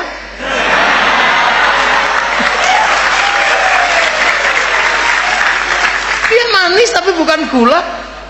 Oh, tak demongan ya orang manis gitu. Loh, jadi tidak semua ada benar legi. Kayu manis itu ya. Loh, inilah. Makanya orang ini kadang, tapi kenapa pakai imsak? Ya imsak, pakai suara, karena kalau pakai ayam nggak istiqomah. Karena kalau ada yang hamil di luar nikah, kokoknya habis maghrib. Nah itulah, makanya di sini akhirnya kan pakai imsak, malamnya tuk-tik. Begitu pagi kamu jangan melek ya kalau puasa. Kenapa? Tidur aja. Lah kenapa orang sini kalau puasa nggak khusyuk? Kalau keluar rumah lihat jambu, lihat mangga. Di Arab kan khusyuk, lihat padang pasir. Siapa pengen makan pasir? Ini ada. Di sini lihat jambu, lihat apa? Udah, daripada kamu melek gak khusyuk, tidur. Dalilnya ada, kayak ada.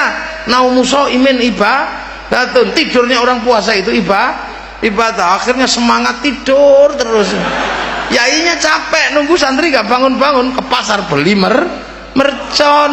Makanya di sini kalau bulan puasa dar. Kenapa? Ada mercon. Makanya kalau ada mercon jangan ditangkap, karena bagi orang Indonesia mercon itu perangkat ahli sunnah wal jamaah. Indah. Maka Islam di Indonesia wal jamaah Indonesia itu riang gembira. Makanya kalau ada NU dimanapun Islam itu riang gembira. Biasa aja. Haji semua ke Mekah, nggak ada orang haji kok keluar Mekah, semua ke Mekah. Tapi karena kita ngantrinya lama, maka nempelkan dulu gambar Masjidil Rom aku besok ke situ gitu. Nah kalau sudah ke situ terus akhirnya daftar, kalau sudah daftar dapat porsi latihan dulu di alun-alun Banjar. Lampai ke lama kejan, tapi Ka'bahnya triplek. Habis itu diantar orang sekampung pakai bis. Nah yang diantar masuk asrama, yang nganter belok kebun binatang biasa aja orang. Ini kan itu orang sini, kalau jamaahnya gitu kita mau ngomong apa? Itu ulama jago kalau gitu. Nah kita ini kalau jamaahnya ulama nggak pernah ketemu Rasul, disuruh jatuh cinta, gimana caranya? Jatuh cinta ke Rasulullah nggak pernah ketemu, itu kan nggak pernah ketemu. Di film kan juga nggak boleh, digambar, oh dibunuh sampean gambar Rasulullah. Kita ini disuruh cinta, jarak yang jauh dengan Rasulullah inilah. Kita ini wal jamaahnya ulama. Lah itulah ulama sadar kita ini nggak ketemu Rasul jauh. Tapi bagi beberapa orang nggak sadar itu, merasa bahwa apa? Kita ini langsung muridnya Rasulullah. Kenapa? Karena ini milenial. Ini milenial, Bong. Kan gitu kata kiai-kiai yang ini milenial, Bong. Kita nggak butuh agama ya karepmu. Ini milenial itu serba cepat. Dulu orang belajar Sahih Bukhari Muslim untuk nyalin buku, nyalin ke buku kosong, harga bukunya itu seharga 6 ekor sapi. Sekarang 6 ekor sapi beli perpustakaan. Orang milenial kan serba cepat itu. Dulu saya pengen lihat gajah Afrika itu nunggu flora dan fauna lama. Kadang waktunya siaran diganggu siarannya Harmoko Lompen Capir, kadang ganti siarannya Pak Murdiono, lama nunggunya. Sekarang kan orang serba cepat, tinggal di handphone aja ketik tik tik tik, kinjeng Afrika keluar. Loh itu pengen lihat bokong Afrika keluar semua, mudah di sini semua. Ini milenial, tengu kawin ada di situ. Itu milenial, cepatnya luar biasa. Ini aja nih, lu saya ini produk pra milenial. Yai Marsudi ini produk pra milenial. Orang pra milenial jatuh cinta aja sakit. Jatuh cinta itu menyakitkan. Saya rindu sama istri saya itu sakit dulu, menyakitkan, apalagi ketika dia jauh sama saya. Saya tulis surat, kertasnya warnanya pink, baunya harum. Ini tanya itu masih ada gitu. Iya, warnanya pink saya tulis. Dek, aku rindu engkau. Dan kita pede banget. Aku yakin engkau juga merindukanku. Padahal belum tentu dia rindu. Dek, aku merindukanmu. Kita terpisah jarak dan waktu. Iya, maka terpaksa aku tulis sajak cinta untuk membuktikan kerinduanku padamu. Kau di sana, aku di sini. Tapi aku yakin malam hari ini kita duduk di bawah sinar rembulan yang sama.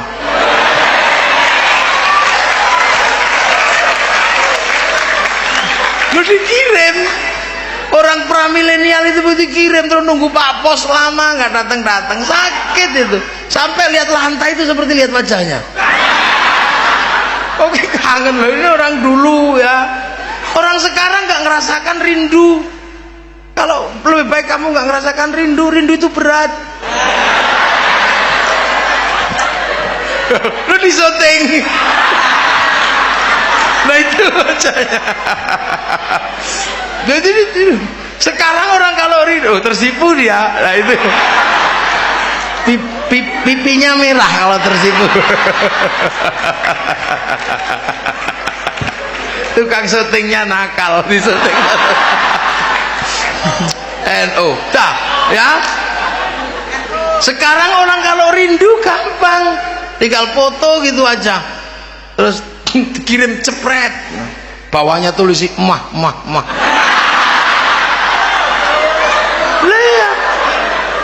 Begitu juga orang sekarang belajar agama bisa langsung cari di Google, klik gitu. Begitu klik klik klik klik ketemu itu hadis tentang istinja. Hadis tentang apa? Hadis tentang hadis doa Nabi di saat perang Badar. Keluar itu. Keluar itu. Itu gampang sekarang itu orang cari begitu gampang. Loh, makanya banyak sekali orang sekarang itu lupa karena saking mudahnya belajar, langsung ketemu sumber, lupa pada pangkat muridnya ulama. Beda dengan kiai, tetap aja kamu muridnya ulama, enggak pernah ketemu Nabi. Maka hubungan kita dengan Nabi adalah sholawat, maka mari sholawatan gitu aja. Sholawat itu kan bahasa Arab, nah sholawatan bahasa Indonesia. Yasin itu bahasa Arab, yasinan bahasa Indonesia. Tahlil bahasa Arab, tahlilan bahasa Indonesia. Karena akhiran orang Indonesia kalau pakai sesuatu itu sarung kalau belum dipakai, kalau dipakai sarungan. Yasin kalau belum dipakai, kalau dipakai yasinan. Makanya cari dalil tahlilan di dalam Quran ya nggak ketemu. Wong tahlilan bahasa Jawa, bahasa Indonesia.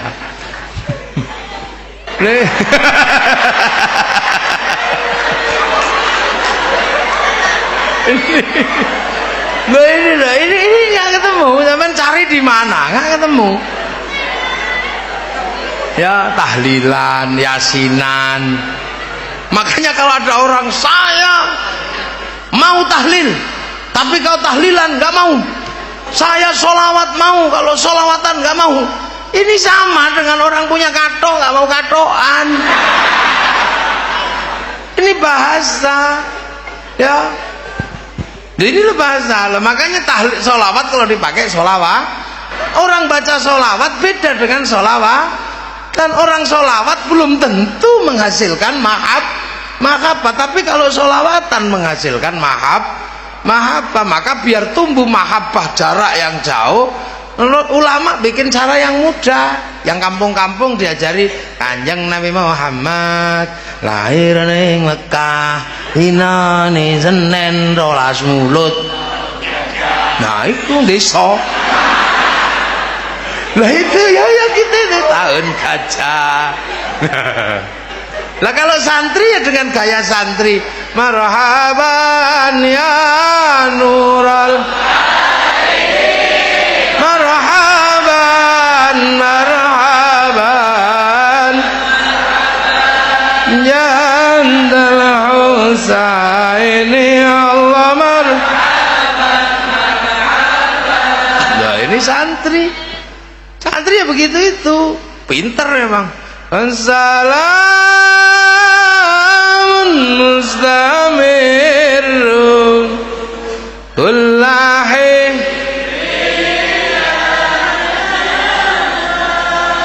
sallallahu ala Muhammad sallallahu alaihi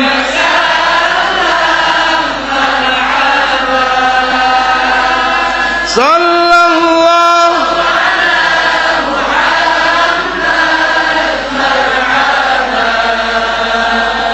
sallallahu alaihi wasallam. Nah, ini santri. Ada yang tua-tua sing napasnya wis pedot ya. Halo ya Nabi, assalam alaika. Tua. Lah itu Isyari.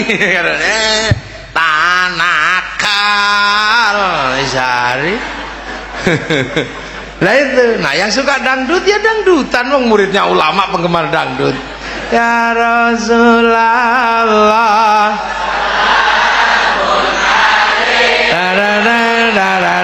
ya Rabbi Asya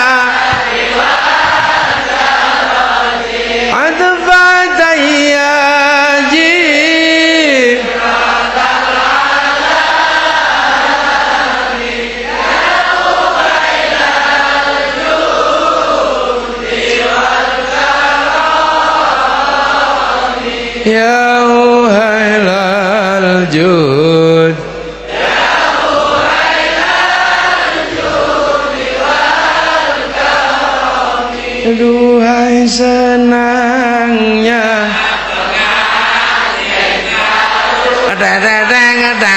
loh, itu muridnya ulama, gak usah kaget wong ada yang seneng dangdut, yang seneng India.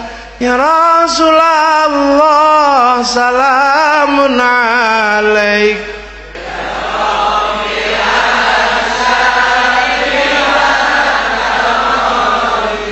tumhi homat lui tumhi ho India. Iki muridnya ulama. Yang Sunda ya apa esbilin mah tadi itu. Loh, makanya di Indonesia biasa aja. Jadi sholawatan ini menjadi kebiasaan santri, akhirnya tumbuh rasa cinta mahabbah. Ini yang mahal itu mahabbahnya itu. Lah kalau orang sudah cinta, dibangun oleh para ulama, kedatangan sholawat model apa aja ikut seneng. Kedatangan sholawat model Habib Syekh ini model baru. Yang santri sebenarnya juga nggak ngerti. Ya nana, ya nana, ya nana, ya nana, ya nana, Nabi Muhammad, Zalikal fadlu min Allah.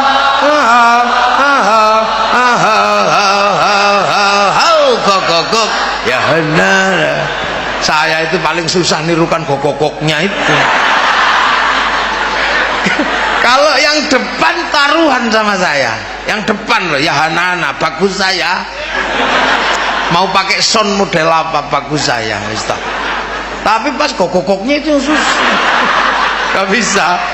Loh, saya penelitian, saya nanya ke Timong, saya itu sering nemeni Habib Syekh. Kira-kira anak-anak yang ini ngerti nggak artinya? Nggak ngerti ternyata, tapi seneng. Karena nggak ngerti tapi seneng, akhirnya ekspresinya aneh.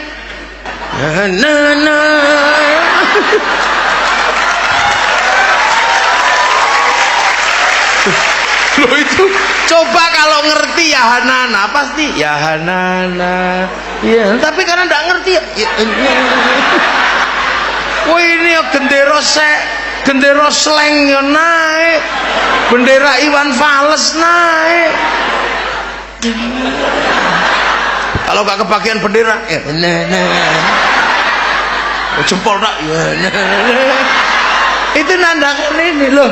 Itu terjadi karena bangunan mahabbahnya disiapkan para ulama lewat Rodotul Atfal, lewat pesantren. Coba kalau gak ada ulama yang nyiapkan, nggak ada yang begini-begini gitu lah. Makanya cerita tentang mahabbah ini nggak semuanya bisa loh. Makanya karena sudah mahabbah, nggak ada yang aneh ketika sholawatan berlandaskan mahabbah. Makanya ada iya nana ya. Yang ngerti sholawat tapi nggak ngerti sholawatan, punya sholawat nggak tahu mahabbah, akhirnya konslet. Dikit-dikit musyrik, hulu, berlebihan. Loh, orang cinta kan yang nggak ngerti. Cinta dari dulu berlebihan.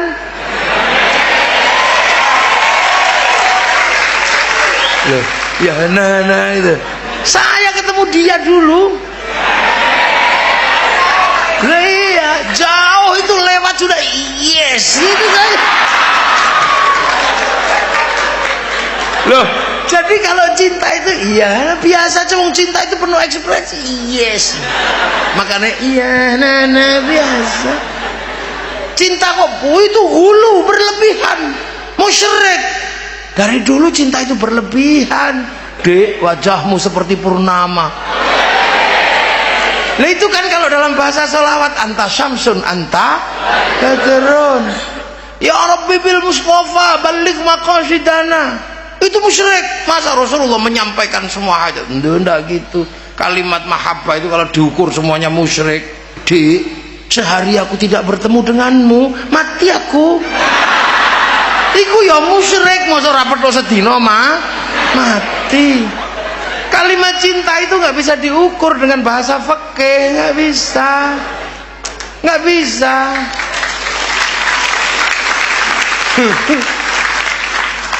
Ingin ku mati bila tak ingat dosa, ingin rasanya aku pulang ke rahim ibu.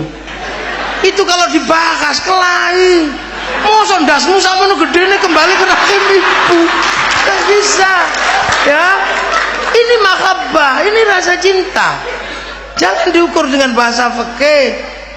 Roma Irama kehilangan kekasihnya, ungkapannya musyrik. Ku tahu rumus dunia, musyrik gitu. Emang kamu ngerti rumusnya dunia? Ya Allah aja. Loh, cinta yang kehilangan pun pedih.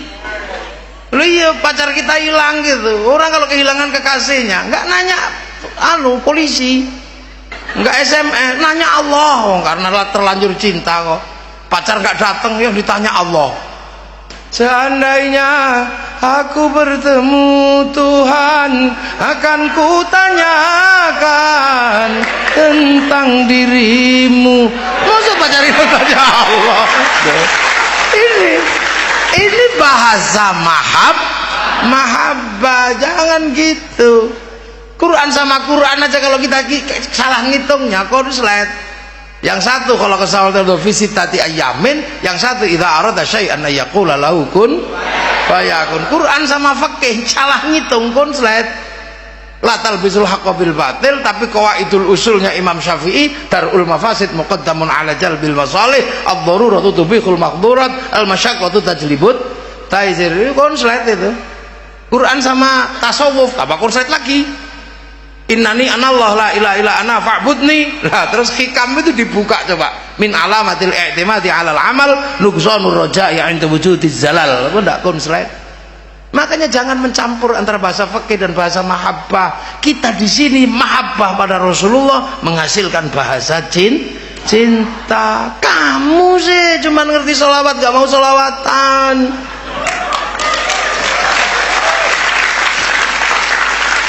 Nah itu makanya yang menggambarkan bahasa cinta paling bagus itu Ibnu Katsir dalam kitab Qissatul Anbiya, menjelaskan burung emprit jatuh cinta. Burung emprit, tahu burung emprit? Burung pipit yang suka makan padi itu. Kan kecil segini, merayu kekasihnya di samping singgasana Nabi Sulaiman.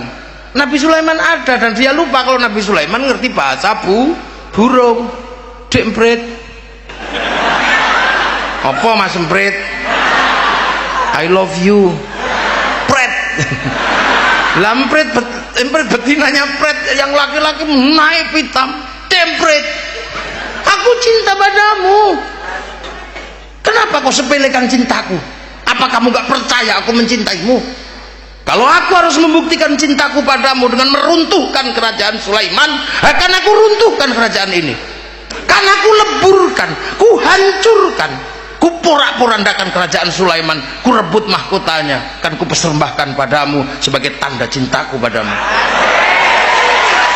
Nah ini Nabi Sulaiman dengar burung emprit gini, mau menghancurkan kerajaannya cuman geleng-geleng. Ya Allah, prit lambemu.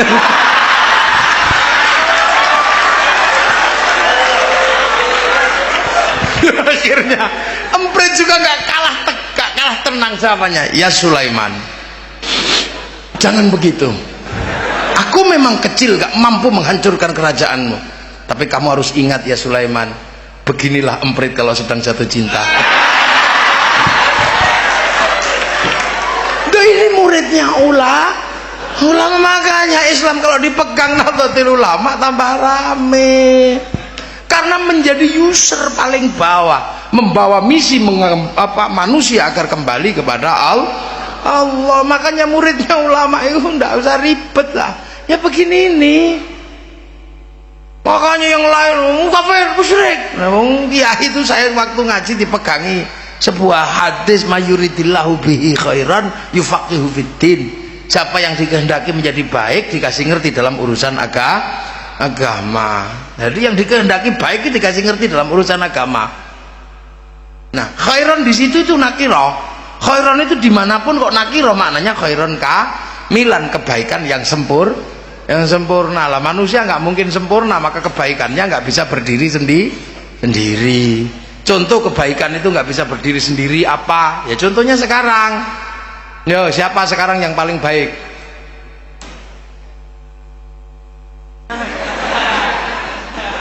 Loh, kalau ditanya malam hari ini yang paling baik siapa? Ini orangnya, nggak usah pakai nyari-nyari siapa paling baik. Saya. Lu kok ragu-ragu sama? Jadi kebaikan malam hari yang paling baik siapa?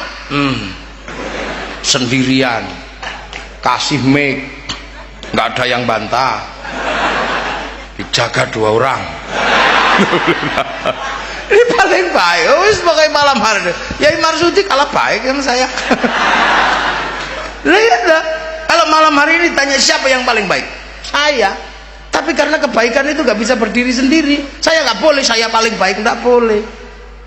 Iya, karena saya menjadi terlihat baik karena ada Munas yang kemudian bikin acara.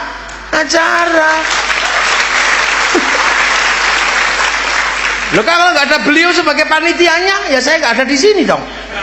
Artinya saya nggak terlihat baik. Lah kalau sudah gitu ribut kita berdua, ya baik saya kata panitia. Ya baik saya kata saya. Nah, kalau penjenengan nggak dibikinkan acara, nggak ada di situ, saya juga bisa ngomong kalau nggak ada saya jelek.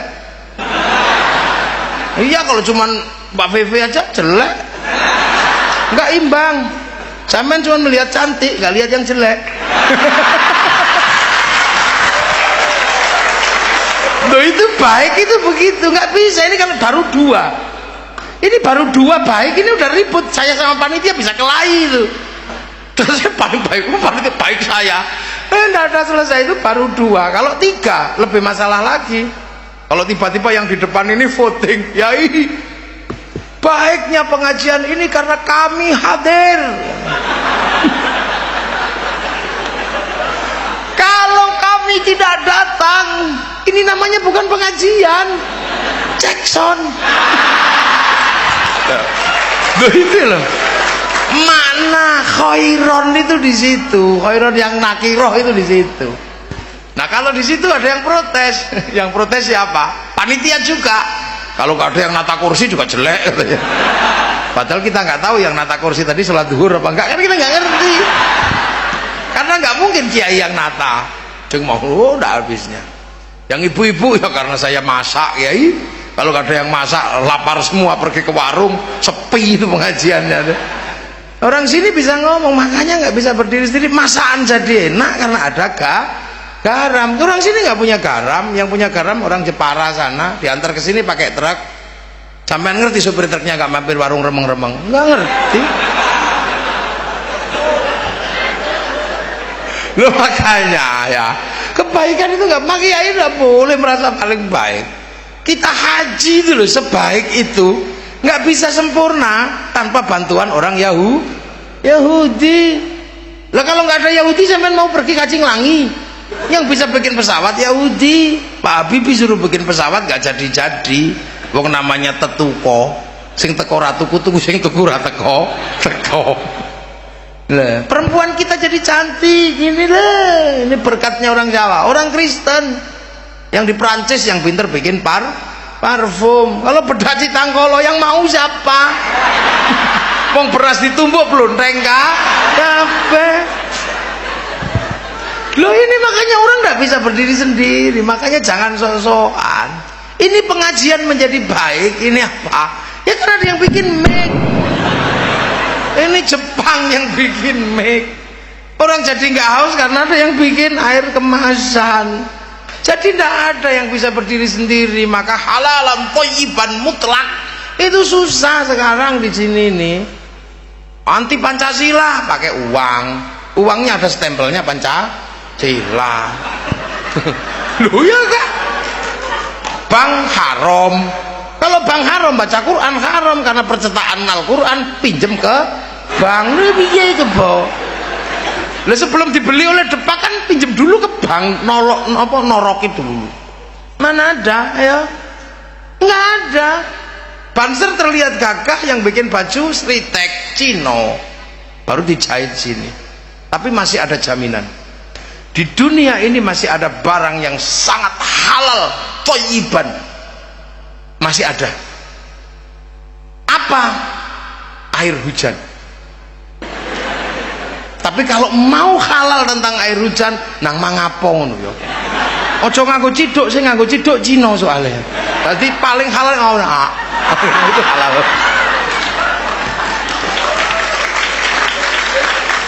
Lah itu makanya kiai tahu, ndak mudah terus kemudian haram ndak mudah. Rokok haram. Ya rokok haram enak kalau kita ngomong rokok haram. Tapi rokok itu punya efek sosial yang panjang, 174 triliun masuk APBN. Kalau rokoknya haram, APBN-nya haram. Untuk bangun jalan-jalannya haram. Maka orang yang mengharamkan rokok dosa lewat jalannya pemerintah. Loh makanya ulama enak, makanya ikutlah ulama. Kenapa kamu nggak ngerokok? Kalau ngerokok pusing kiai. Oh makruh. Kenapa kamu ngerokok? Kalau nggak ngerokok malah pusing. Wajib. Enak melok kiai itu enaknya luar biasa. Karena tahu hukum-hukum dasar begitu. Nah itulah yang kemudian orang kalau nggak tahu itu. Nah itu makanya muridnya ulama itu indah. Kita ini ngaji terus, indah. Tapi ngaji kemana-mana naik mobil, sih nggak ke Jepang. Coba, lo ya. Cuman mobil Jepang, dan pakai katok, kolornya Cina yang bikin. Sepatu saya ini mereknya apa coba kita lihat. Ora-ono. Lah itu ya gak ada sebenarnya, itu loh kehidupan kita. Makanya jangan sok-sokan. Makanya ulama itu kalau bikin hukum hati-hati banget, hati-hati banget. Kenapa? Karena hidup bersama dengan titik terbawah yang berhadapan langsung dengan orang yang pengen belajar agama. Ngisor dewi kok piye to sampean itu mungkin ini bawa sendiri. Itu makanya kita ini diajari para ulama yang paling bawah di Indonesia ini nggak satu macem tapi memaksakan diri untuk tetap bersama dalam satu negara. Arab enak satu bangsa dipikul puluhan negara, Eropa enak satu bangsa dipikul puluhan negara, tapi kita ini puluhan bangsa dipikul satu negara, Kesatuan Republik Indonesia. Lebih berat. Makanya jadi orang Indonesia itu nggak mudah. Makanya yang paling pas ya jadi NO yang bisa mengerti. Iya, mengerti yang mabuk, mengerti yang nggak mabuk. Makanya orang NO itu penumpangnya banyak. Ya di sini ada yang senengannya sholat zuhur tok, ada yang setahun ada. Ulama itu biasa muridnya, ada yang habis ngaji bandar dadu, ada.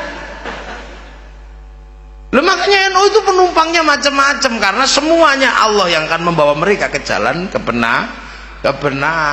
Makanya NU itu nyopirnya harus hati-hati karena penumpangnya macam pelan harus dundung.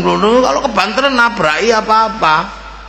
Tapi ya jalannya nggak terlalu cepat. Nah kalau yang sebelah ini kan jalannya cepat jalannya. Wong kalau nggak jenggotan nggak boleh naik. Yang naik yang jenggoten tok, yang cingkrang tok, tahlilan suruh turun. Makanya larinya banter, wing. NO, ini tapi nabrakan. Dikono sing nabrak sapi. Nah itu. Lah itu makanya ulama kita memberi pelajaran. Satu contoh ini yang tadi itu pelajaran yang paling berharga adalah Munas ini berani memutuskan penghapusan kata kafir dari Indonesia. Saya dengar langsung sujud syukur kok. Lah iyalah kenapa? Ini Indonesia ini para ulama jago dulu kan itu berkasta-kasta, raja hamba. Ini diisi aja sama ulama. Bagaimana hidup bersama, masukkan kalimat musyarakah yang akhirnya menjadi bahasa masyarakat. Kalau sudah menjadi musyarakah harus saling bertanggung jawab dan saling mengerti. Yang punya konsep sebesar itu Rasulullah, kullukum ra'in wa kullukum mas'ulun an ra'iyati. Maka kemudian hilangnya raja hamba diisi dengan kalimat ra'iyah yang diserap ke bahasa Indonesia menjadi rakyat. Nah kalau sudah rakyat ya artinya sudah bukan kafir, karena kafir ini yang menolak, menentang. Tapi kalau sudah hidup bersama namanya dhimmi. Nah kalau sudah saling bertanggung jawab, ra'iyah. Nah itulah maka penduduk Indonesia disebut rakyat. Dan satu-satunya kaum muslimin dunia yang sanggup menyebut rakyat penduduknya dengan bahasa rakyat, bahasa Rasulullah, hanya ulama Indonesia. Tak ada.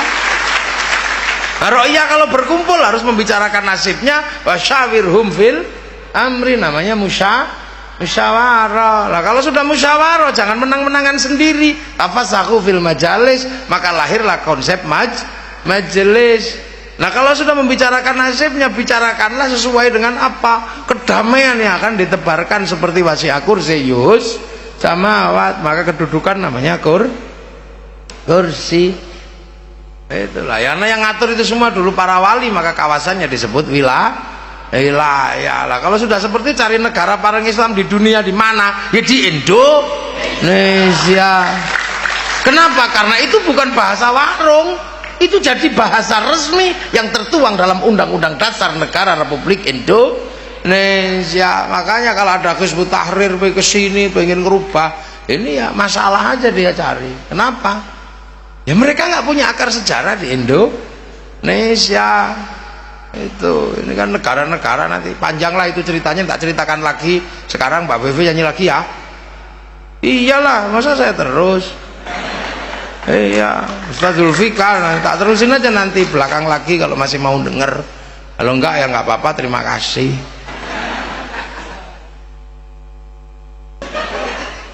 Terus gua mesti bilang wow gitu.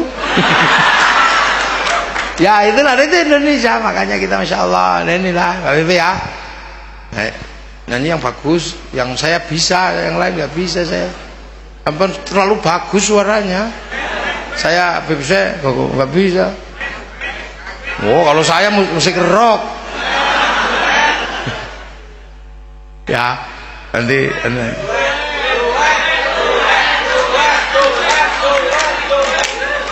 Lagu apa? Dan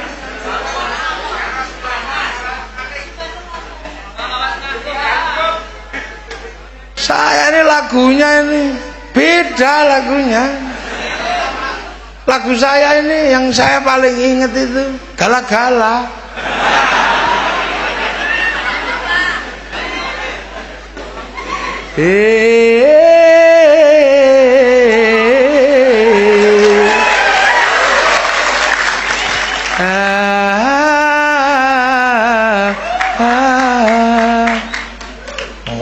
Ngono tae. Lah ya inilah, mudah-mudahan kita semua dengan Allah. Ini biar nanti teruskan Pak Bebe ya. Assalamualaikum warahmatullahi wabarakatuh.